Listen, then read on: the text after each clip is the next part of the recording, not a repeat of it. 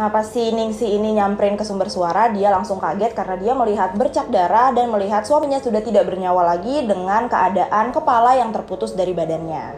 Nah, pas si Ningsi ini nyamperin ke sumber suara, dia langsung kaget karena dia melihat bercak darah dan melihat suaminya sudah tidak bernyawa lagi dengan keadaan kepala yang terputus dari badannya. Halo Basi, kembali lagi bersama aku Ara Ferdian di Horor Gak Sih? Jadi hari ini aku mau membahas kasus yang pernah terjadi di Indonesia pada tahun 2021 silam. Kasusnya adalah kasus pemenggalan seorang ayah yang dilakukan oleh anaknya sendiri.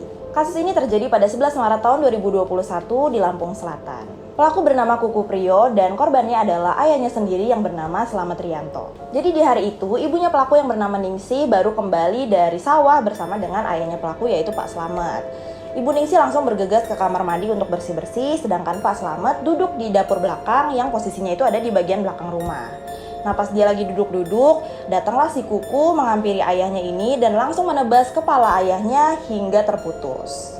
Ningsi yang mendengar kegaduhan langsung menghampiri sumber suara. Nah, pas si Ningsi ini nyamperin ke sumber suara, dia langsung kaget karena dia melihat bercak darah dan melihat suaminya sudah tidak bernyawa lagi dengan keadaan kepala yang terputus dari badannya. Di saat itu juga Ningsi langsung berteriak dan meminta pertolongan kepada para tetangga-tetangganya. Sementara Kuku setelah dia memenggal kepala ayahnya, dia malah membawa kepala ayahnya keliling-liling kampung dan menunjukkannya kepada warga-warga sekitar. Warga-warga pun sontak kaget dan mereka berkaburan. Namun ada pula warga yang berusaha untuk menghentikan aksi Kuku dan menelpon polisi untuk meminta pertolongan. Setelah polisi ini sudah datang, Kuku langsung diamankan oleh polisi dan jenazah ayahnya juga langsung diurus oleh petugas di rumah sakit terdekat. Warga setempat yang bernama Edi menuturkan bahwa Kuku ini memiliki masalah kejiwaan, jadi ini kayak mengidap gangguan jiwa. Nah, pendapat ini juga didukung oleh warga-warga lainnya karena mereka ini sering mendengar kalau Kuku ini mengaung dan mengamuk-amuk di rumah. Namun ibu pelaku, ibu Ningsi ini berpendapat bahwa kejadian ini itu diakibatkan oleh dirinya dan suaminya yang melarang Kuku untuk menikah. Jadi setelah Kuku ini sempat minta izin buat menikah sama kedua orang tuanya, tapi orang tuanya kayak belum siap gitu, kayaknya mereka ngerasa kalau Kuku ini belum siap, jadi dilaranglah Kuku untuk menikah. Nah, setelah dilarang itu Kuku tuh jadi nggak pernah keluar kamar, dia merenung terus, dia jadi murung.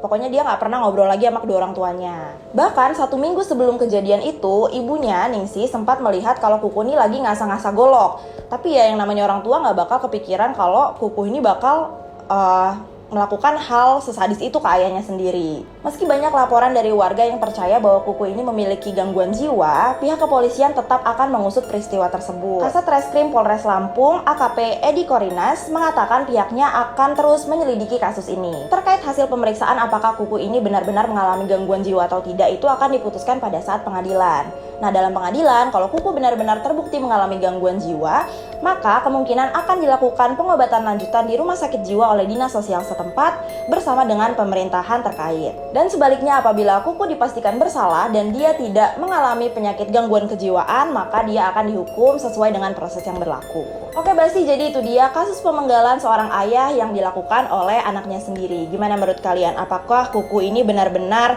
memiliki penyakit kejiwaan atau enggak? Kalau menurut aku sih ya mungkin dia punya penyakit kejiwaan sih, karena kalau normal nggak mungkin dia bawa jasad ayahnya, bawa kepala ayahnya keliling-liling ke warga sekitar. Nah, Basti, buat kalian yang mau request kasus apa yang harus aku bahas di next episodes of Horror Gak Sih, kalian bisa langsung tulis di kolom komentar. Terima kasih udah nonton video ini, jangan lupa untuk like, comment, subscribe YouTube channel Bas Media, dan turn on post notification biar kalian gak ketinggalan tiap kita upload video baru. Bye Basti, see you on another episodes of Horror Gak Sih.